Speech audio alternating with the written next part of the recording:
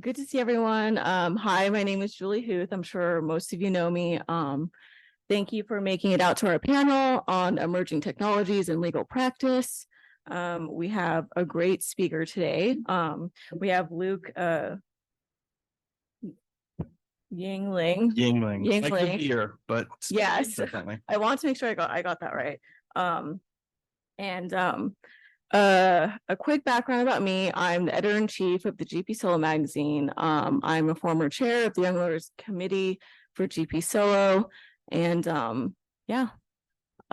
this is Luke, and he's going to introduce himself briefly.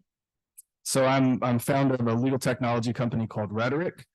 We take the opinions written by judges, we analyze those opinions using some of the emerging technologies we'll talk about today, and we give litigators insights about how to gain competitive advantage in litigation by understanding the emotional leanings, the dispositions of the judges that they're dealing with. And so it gives really custom tailored insights to our users about how to best persuade the judges they're dealing with in their cases. That's what our company does. And so that's my background in this space, being an attorney myself. And so that was sort of the inspiration for the company, understanding that there's a big need here for understanding judges at a really custom tailored individual level. Okay, so before we begin, I'd like to mention that if you're seeking CLE credits, make sure you sign in.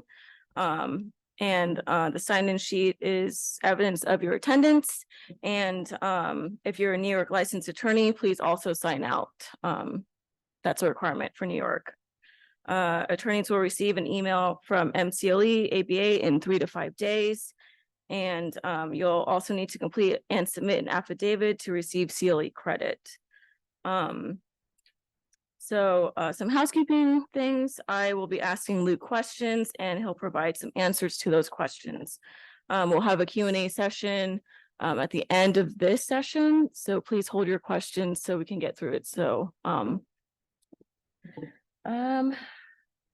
with that said, let's begin. So Luke, can you briefly describe the origins of AI? Absolutely. So to understand the origins of AI, we can actually take a step back in time. So one of the great ways to understand all these emerging technologies that are coming out at rapid pace is to look back and see where did they come from, what's their sort of origin story that helps us understand, kind of root our knowledge of these technologies in something that's, grounded in history. So we'll take a step back in time to World War II. During World War II, the Nazis had an Enigma machine, which was an encryption device that used a series of interlocking rotors and mechanisms that encrypted all of their messages sent between Berlin and their front lines all across Europe, all across the world. And that was the way that they kept their military information secret. So it encrypted all their messages, and the sequencing for the machine changed every day. And the Allies thought that this was probably going to be an unbreakable encryption device. The odds of breaking the encryption device without the assistance of a computer system were something like 1 to 20 billion. So the odds were really stacked against them. And some of the Allies gave up hope of cracking the Enigma code. But fortunately, at Bletchley Park in the United Kingdom, a team led by Dr. Alan Turing was able to crack the Enigma code with one of the earliest computer systems ever developed. And that machine was able to predict what the Enigma code would be set to each day, and was able to shorten the duration of World War II by an estimated 2 years, saving millions of lives. And so that's the origin of AI, is that machine built by Dr. Alan Turing. And famously, it was depicted in the movie The Imitation Game with Benedict Cumberbatch. So if you've seen that, that's the background. But it was Dr. Turing's early computer machine, which was able to do that great predictive work, that laid the foundations for modern AI. And most importantly, for our purposes today, what we should think about is Dr. Turing's statements on how AI should be designed. So he didn't see modern AI in his lifetime, but he was able to predict where it would end up. And one of the things that he said about it really crucially is that if you want to create a computer system that's capable of adult-like intelligence, what you really want to create is something childlike first. You take the childlike system and you educate it, you train it over time, you tell it you did a good job, you did a bad job, and gradually it learns how to be adult-like in its intelligence. Amazingly, these large language models that we see now with ChatGPT and the like are able to produce outputs and understand written language particularly well at a level that's even higher than the average adult human being. But the reason it's able to do that is because it starts in a childlike state. It's trained on data from across the internet, or in our context, in the legal space, you can train it on especially legal data so that it's grounded in that knowledge. And over time, as you tell it, that's a good job, that's a bad job with its outputs, it learns what is useful to you as an individual or generally if you're looking at the legal practice as a whole.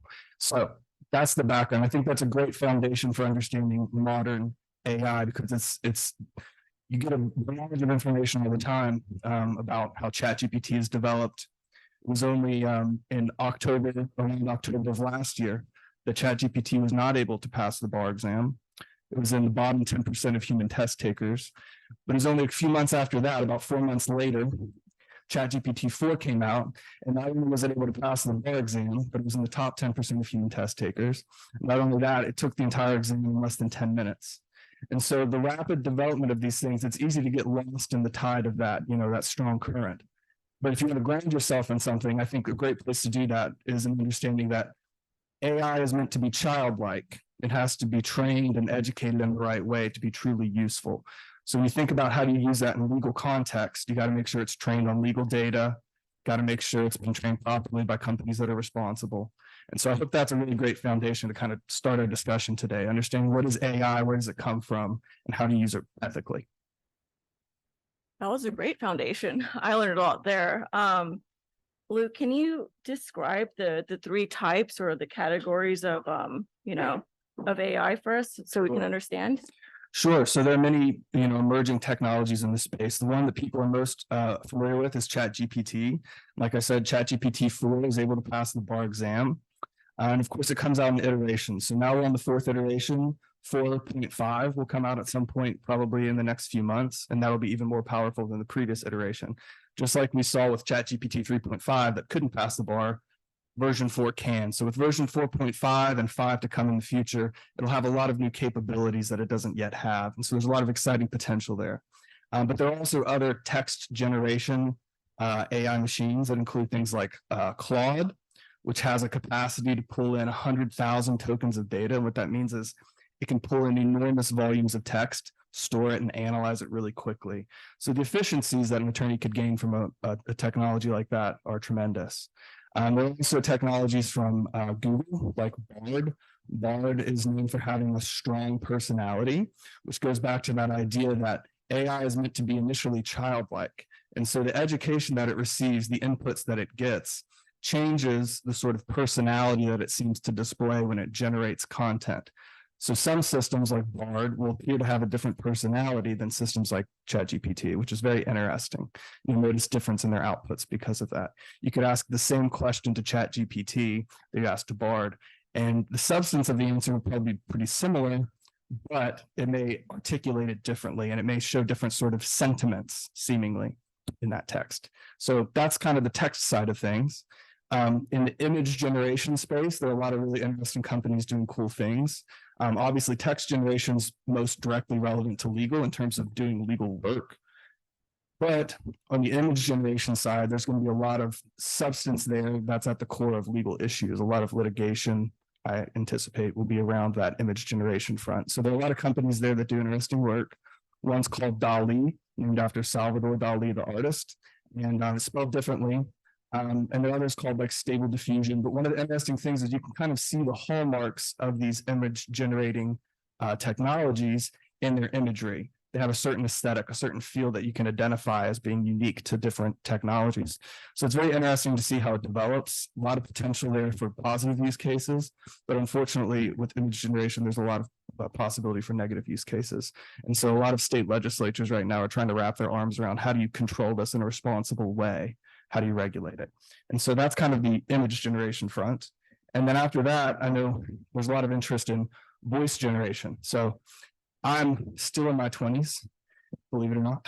And I've got some white hairs coming in.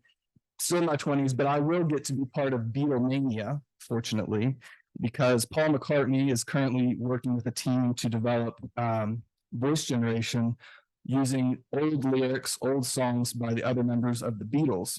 and they'll be able to take lyrics that were written from the time when the band was together, capture the voices of John and all the others, and use that to generate new content that would sound just like the original, band from the 60s, but they'll be releasing that, sometime next year probably. So I'll get to be part of Beatlemania, funny enough, because of these generative technologies. And so that extends not only to voice, but also to audio, making music that sounds like the real thing. It's almost indistinguishable. And so there have been some songs from other popular artists that people thought were really, released new hit songs, but in reality, it was all computer generated because it's almost impossible to tell the difference if it's done well. So a lot of interesting things happening on that front. And then in terms of kind of what's going on in the more tech side of things, there's a lot of opportunity to develop code, like computer code that runs computer systems using these technologies. It can write code for developers to use to make programs. So it's really interesting to see where this is all headed, but hopefully that gives you a flavor of the sort of general array of technologies that are out there, not just specific to legal, but of course, a lot of those things will become relevant to legal work. Oh, thank you for that, Luke. I know that it's kind of long, but very informative. So out of all the technologies that you mentioned briefly, in your opinion, what do you think is most relevant to the legal field? I know you mentioned briefly probably text generation, right? Yeah. Like ChatGPT, but did you want to elaborate on that a little bit more? Yeah, absolutely. So we already know from a number of studies, a lot of academic research, that text generation in particular is a strong suit for these types of technologies. They're especially good at creating text that looks like something written by a human being. They're great at taking in huge amounts of text and analyzing it for insights, which is one of the things that my company does, understanding the leanings of judges. And so in text generation in particular is relevant to attorneys, especially when you think about reviewing contracts, a lot of work that could have redundancies involved. The efficiencies provided by these technologies could be enormous. And so that's one common use case. But like I said, you look at these other areas, text or image generation, audio generation, there's a lot of opportunities likely to create litigation, I think. So, Okay. Yeah. So as someone who's still considered a younger lawyer, I think cost is important, but I think cost is important for like all of us. So, with that said, are these technologies free? Well, I'm only about 18 months removed from law school, so I haven't forgotten the most important lesson that you're taught in law school, which is to say it depends, and it does depend. So some of these are free, but I'll give you a caution about that. So the free versions that you can get of ChatGPT have really great capabilities, but going back to our sort of foundational idea that AI is childlike, these free versions are from the base model. It's called the base model. And those things are trained on general kind of information that you might find on the web, things you might Google. What you really want, if you want to be very careful and work within, your responsibilities as an attorney, is something that's been trained on legal data. So you can be certain that you're getting good content. You have an opportunity to review it in the same way you would review the work of, an associate attorney or a paralegal, to make sure that it's all accurate and proper.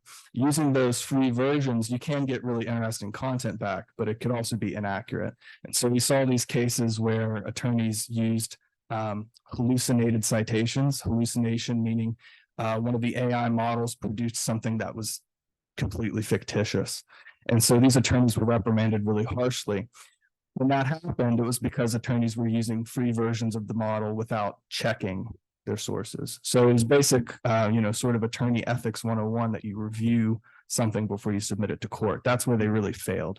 So if it had been done responsibly using some other system that had been trained on legal data, that probably would not have happened. But to answer your question, some are certainly free, and it could be appropriate to use for sort of non-attorney work product, like communicating with a client. If you want to give ChatGPT a bullet point list of things you've done on a case, so you can create, an overview for a client, that might be a great use case that's unlikely to produce any kind of ethical issues. But if you really want good content, it's going to come from some of these systems that require a payment for sure. Okay, that's always good to know. And can you tell us how we would access these technologies for legal use? Sure. So there are a couple ways to do this. One is to go directly to the source, and you can use systems like ChatGPT yourself. You can create an account with OpenAI and use those systems. That's one way. The way that I would recommend doing it though is using a legal specific company that is trained models like ChatGPT on legal data so that you can be certain that it's giving you quality content, that it was educated, going back to that childlike AI mental model that we created. It's educated on legal data, that it's digested things that are reasonable and responsible for an attorney to use. And that way, when it creates outputs for you, it's giving you something that's truly useful and allows you to verify and validate the accuracy of what it gives you. And so to answer your question, how would you access these? I think the best way for attorneys to do it, if you're going to use it for attorney work product, is to go through vendors who give you the opportunity to use something really high quality. Okay. So moving on, let's talk about ways legal professionals can use these technologies, right? Can you tell us what LLMs are? Yes. So it's not in this context, at least, an LLM is not a master of laws. Instead, it's a large language model, which I think I said before. And these large language models include systems like ChatGPT that are fantastic at generating text. And going back to our first example, looking at Dr. Turing, who built the fantastic prediction machine that cracked the Enigma code. These modern systems are really awesome prediction machines. And so they're predicting what is it that's most likely to be relevant to your query, what's most likely to be relevant to an attorney working in your context. And so they learn actively over time. And that's what a large language model does. It's a prediction machine. And if we're looking at ones that are most useful for legal context, it's probably a text prediction machine that understands how to give you content that's relevant to your use case. So if we look at different sectors of legal practice, like the transactional side of things, there are a huge number of companies that are developing tools that will read contracts when you're in the drafting stage. If you pass it to the other side and they create red lines and send it back, it can review those red lines and pretty quickly pinpoint things that might not be advantageous to your party. It can pinpoint things that perhaps you didn't realize were inserted in the draft. It can do a whole number of things that are really useful in practical ways. It can also be used to track contracts after execution so that you can see, I have a deadline coming up with this contract. My client is due to perform this part of the contract at this date. You can set reminders that way. And so there's a huge number of ways that these sort of AI-based products can help attorneys in really practical ways. So that's sort of a very quick overview of the transactional side of things. On the litigation side, attorneys have been using different forms of AI in litigation for a long time. So if you think about e-discovery is a fantastic use case for some of these AI models. When you're taking huge volumes of data, trying to figure out what are the relevant salient points that we want to bring up in the course of a litigation, that's an awesome use case. There are also others, which includes what my company does, which is taking the text of opinions of judges and figuring out what are their tendencies and how do you persuade them best. And so there's a broad array of things that you can get a hold of that are very useful in practical ways. But typically what you see is those models are used to create new efficiencies as sort of the value proposition behind them, but there are also opportunities to create competitive advantage and other values from those LLMs. Great, thank you. I know you briefly mentioned the legal uses available to legal professionals. Yeah. I want to mention like treaties, court opinions, contracts, regulations. Can you go a little bit more in depth? Yeah, definitely. So going back to the premise that we started with, that AI begins as something childlike and matures into something that's more adult-like in its intelligence.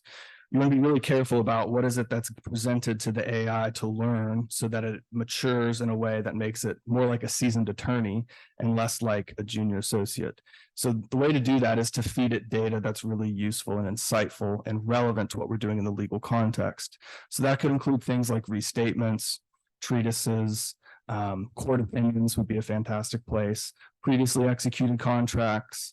Those sorts of materials are perfect for training an AI system and helping it learn to produce content that's helpful to attorneys. So when people are thinking about buying, products that are using AI, one of the two questions they should ask themselves is, what is the data that it's trained on? So is it trained on general information available on the web, or is it trained on legal data that's especially, salient to what you're doing in your practice? And the other is, are you able to validate the outputs that it gives you? Are you able to see for yourself that these things are accurate and true and precise? And so those are kind of the guide stones that I would give people, think about the content that's put into the system to educate it, and think about whether or not you can validate the accuracy of the output that you're given. And to give you a really concrete example of that, we give our users hyperlinks to the source of, the opinion that we drew quotes from. And so they can do one click and see that we didn't create a citation that does not in fact exist. And so that's just a basic example of how attorneys should be checking before they put it in their attorney work product. Is that safe to say that you just mentioned all the differences in the LLMs?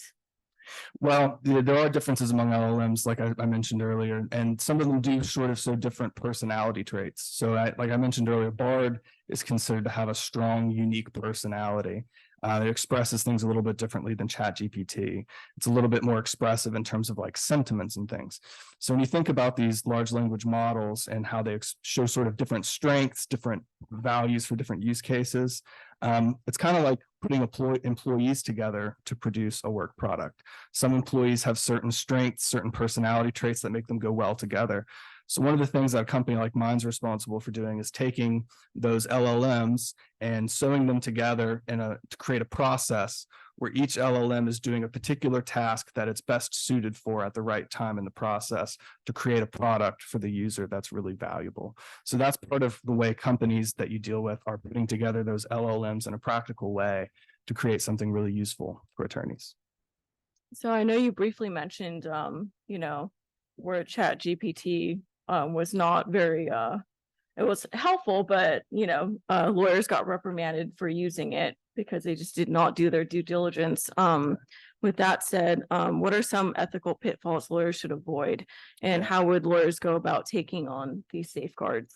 Yeah, so I think it's helpful again to describe the way AI is meant to work. It begins childlike. I have 2 children. My daughter's 4 and my son is 2. So my son, who's 2, he really loves watching TV shows about fruit. I don't know why, but it's his thing. He really loves shows about fruit. And I was watching a show with him the other day, and a tomato comes on the screen, and he looks at it and he says, apple. He really loves apples. He eats an unhealthy number of them every day.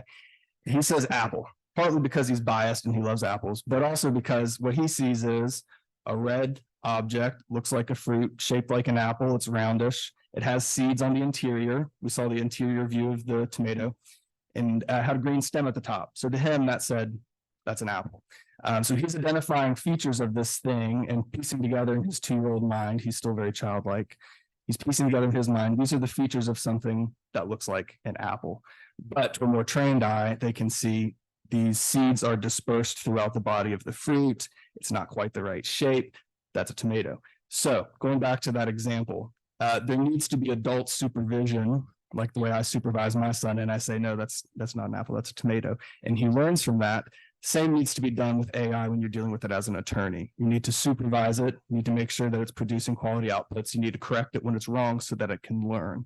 And it will learn, which is one of the amazing things about it. When you correct it and say, no, that's a bad output, this is what you should have done, it will learn. Now, many of the products that you'll deal with as an attorney don't require you to do that training, which is one of the great things about it. If you go to a third-party company, they've already created this great experience that's on the rails. You don't have to worry so much about hallucinations or outputs that aren't very quality. You don't have to do all that legwork. But just so you understand, that's a lot of what goes on the back end for those companies in producing something that's useful. So when you think about the ethics, the times when we've seen attorneys go wrong is when they were using ChatGPT or similar systems that were not trained on legal data. They're just using the general model that's free to the public, and then they weren't checking the sources. So it was basic attorney, supervising what you get, making sure that it was accurate and valuable before submitting it to the court. So that's really where they've gone wrong in the past. It just takes adult supervision to make sure you do everything by the book. Great example. Yes, yes. And I will say this also, some courts have begun to demand that if you're going to submit a brief to the court, for example, you verify to the court that whether or not you used AI, and if you did, if you use any products that use AI for your submissions to the court, that you validated the accuracy of the things that were submitted. So courts are beginning to adapt to this in their own unique ways. There's not really universal controls on this. Their state bars even haven't quite leaned into this entirely yet. But some individual judges are starting to say, hey, if you're going to submit something to my court, I want to know if you used AI because I want to know that you used it responsibly. And all it really requires to use it responsibly is that you validate the accuracy of the things you submit. Okay, I mean, Yep. with that said, in your opinion, what is the future of AI in the legal field? It's one of the million-dollar questions that's on top of mind for everybody, I think. Goldman Sachs, the major financial company that does a lot of work consulting, they do a whole number of things. It's a name most people recognize. Goldman Sachs released a report not long ago where they predicted that somewhere around 40% of legal work could be automated using AI. Of course, that's cause for concern for a lot of people because it goes right to the core of what they do for their living. But I think for a number of reasons that's probably overblown. And so I can kind of pick that apart a little bit. And I'm happy to answer any questions about it at the end. But basically, they're looking at how many attorney tasks, what percentage of an attorney's time is taken up by tasks that could be made more efficient using AI. So if you're reviewing contracts, if you're preparing a draft of a motion, if you're in litigation, how much of that work can be automated using AI? That's what Goldman Sachs looked at to produce that report. So of course, to their eye, they looked at this and said, as an industry, legal is highly exposed, that's the terminology they use, highly exposed to forms of replacement by AI because so much of it is text driven and it involves some repetition. So to them, they looked at those factors and they said, this is a space that's really ripe for a lot of disruption from AI. To my eye, though, I look at that and I say there's a lot of opportunities for attorneys to make great use of AI in the form of products from vendors that train it responsibly. And it becomes a sidekick to them that makes their practice more focused on the strategic elements. Maybe they change the niche focus of how they do some of their work, the repetitious tasks that can sometimes be kind of soul crushing for attorneys to do. Some of that could be automated and that might improve attorneys' qualities of life. Not to have to do those things with the same level of detail. So I see opportunities to supplement legal work, not so much to replace it. So I don't think I agree with the findings of that report entirely. I think there are opportunities to implement AI across legal practice, but I don't so much believe that it's going to replace legal work in the way that some of these companies have envisioned. So that's sort of my take on where the space is going. Not sure if it matters, but I agree with you. Yeah, with that said, we enter our Q&A session. Does anybody have any questions? Yes. AI thinks something is A, but it's actually B. Right, essentially, yeah. So that's a perfect question. Going back to our example from the beginning, it begins childlike and it's trained to know right from wrong as it matures and as it sees more content and as it gets feedback from attorneys about what's right, what's wrong in the legal context. A hallucination is it's just the machine learning. It produced something that it thought was accurate to your query, but it was wrong for a number of possible reasons. Most likely reason is it wasn't trained very well on good data. So when we've seen attorneys submit things to court and they have hallucinated citations, they're using the free public version that's trained on things that you can find on Google rather than, court opinion data taken from Pacer or whatever database it might come from. So hallucination is simply the machine learning. It's trying to go from that childlike state to that adult-like maturation, but it's making mistakes. And the important thing is that it gets feedback that you made a mistake. Here's how you should have done it properly. Now, of course, attorneys don't want to risk that chance, which is why I always suggest that attorneys work with products that come from third parties that have trained these models on specific legal data for their use cases. So, yeah. I would mention that the opposite is true, right? You can reinforce the mistake. True. True. And itself, right? Or how does that work? Sure, that's true also. And sometimes that's how you see AI systems perpetuate biases, right? So they take bias from old data and regurgitate it. But you're right, it essentially regurgitates what it has learned to take as true. So if it's taught poorly, it will continue to produce gradually more poor content, which is why I think attorneys should really work with vendors who are smart about training and informing the models properly. Yeah, yeah, absolutely. But a comment on the mistake, I think that researching a matter of North Carolina Administrative Code. And they give me an answer that this is pertinent, then where is the citation? Where is the citation that addresses this matter? And it gave me a citation, but it was a hallucination. I went to look, what was impressive was if North Carolina had addressed it, that's where it would have happened. Right. Right. Right. Right. Well, so that's why you see, the company Case Text created an awesome series of products using AI to answer questions like the one you had about, like, if this was the case in North Carolina, show me where in code this would be. Right. So they created products just for that use case. And it was so good that Case Text was acquired by Westlaw for $650 million because they saw there's an enormous potential here to help attorneys with questions just like that one.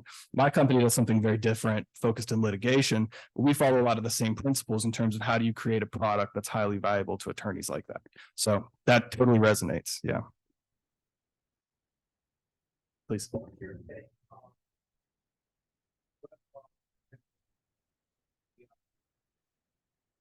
Yeah. So some of the ways that they're using it now, obviously they have enormous, libraries of legal data to train their models on, which is one of the great things. A company like mine can access that data and train in similar ways, but they kind of have a head start because they have so much built already looking at that kind of data.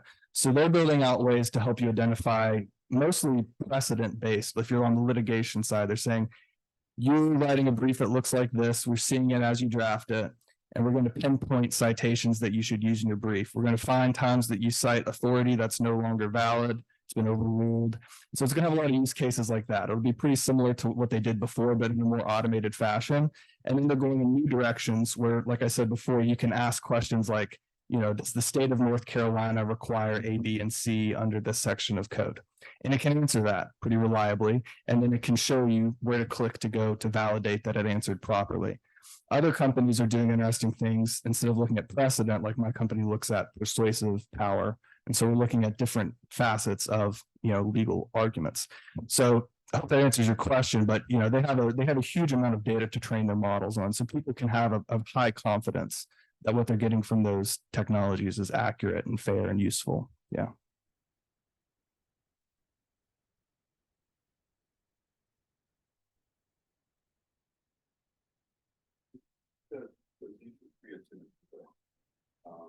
And where does the human come in and where does the machine come in?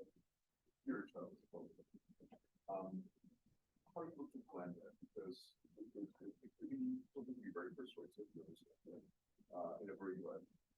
And I just said that, humanize it to the degree to the art. Yeah. So how is that incorporated?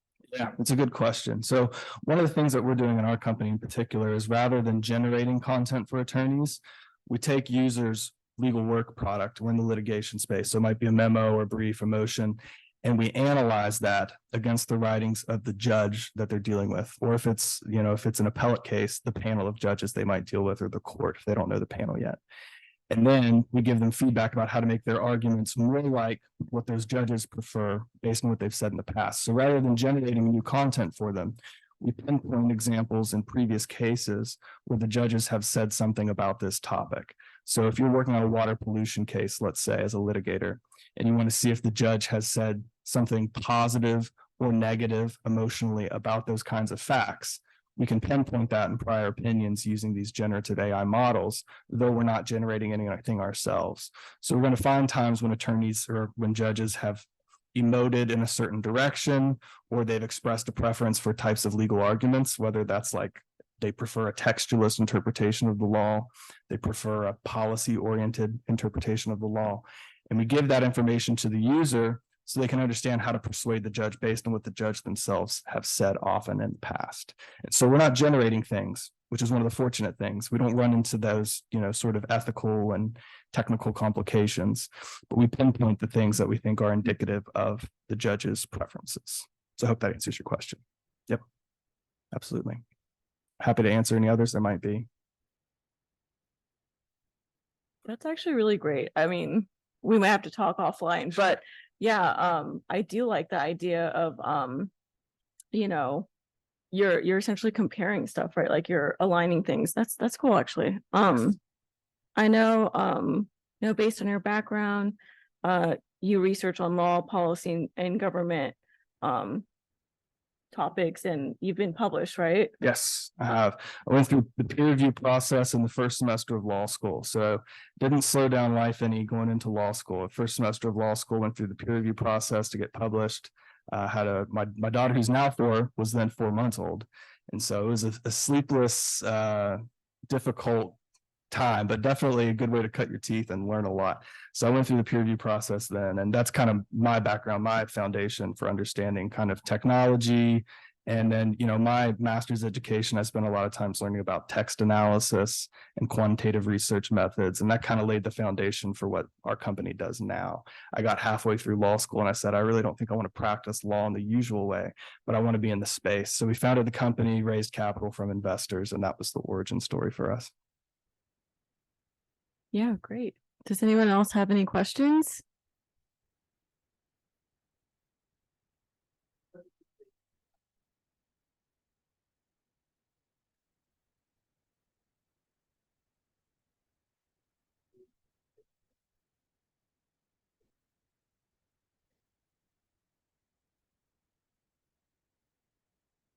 Yeah, that's a great question. So I think one of the things we'll see is right now people are getting insights that inform the way they do legal work. I think the next generation of things in legal in particular is AI systems that actually produce the core work product. So rather than giving insights that help you craft a really great brief, you're going to see AI systems that actually help draft the brief itself. Now, that opens up a whole new door of complications, because is AI doing unlicensed legal practice? It's not a bar admitted attorney, but it's creating core legal work product. So it gets very sticky, and the state bar associations are going to have a big hand in determining how this goes, because if we're a legal technology company creating these innovative products, and we know that the rule in the state of Kansas is different than the rule in the state of Missouri, it's going to become very complicated. So it's hard to say exactly how it shakes out, but I think the next generation of tools will actually help generate core attorney work product, whether that's drafts of contracts from beginning to end or drafts of legal briefs. And it can even get into oral argument, which will be exciting to see because of these audio and text generation tools we talked about today. Please.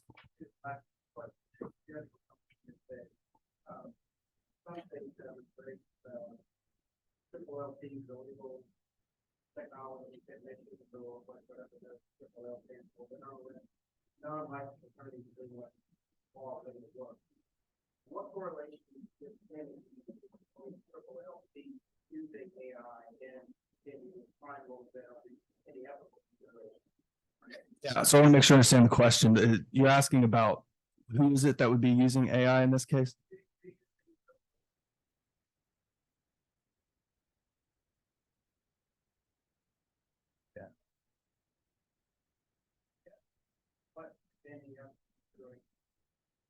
Yeah, so I think this probably goes back to that issue we've touched on a lot, which is supervision from a licensed attorney.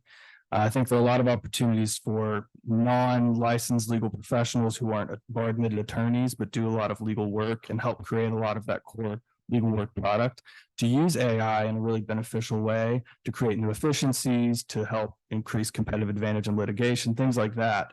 But of course, it's going to have to be supervised by a bar admitted attorney. So that part, that's nothing new really, except that some of the work product comes from a different place. The attorney still has that same responsibility to review it, to validate that it's accurate, and all those things. So I don't think that really changes the mechanics of legal work so much. It just changes, where does that work product come from? I think the obligations, ethically speaking, are much the same. Yeah, absolutely. Yeah. Any other questions? If not, I would be more than happy to talk to anybody. Oftentimes people reach out after events like this and say, there's some product I'm interested in. Do you know of them? what do they like? What do you think of them? I'm always happy to answer those questions or just be useful as a resource in any way when you think about technology you might use in legal practice. And of course, if you're interested in what my company does, I'm happy to share more about that. You can find us at userhetoric.com. So thank you all so much.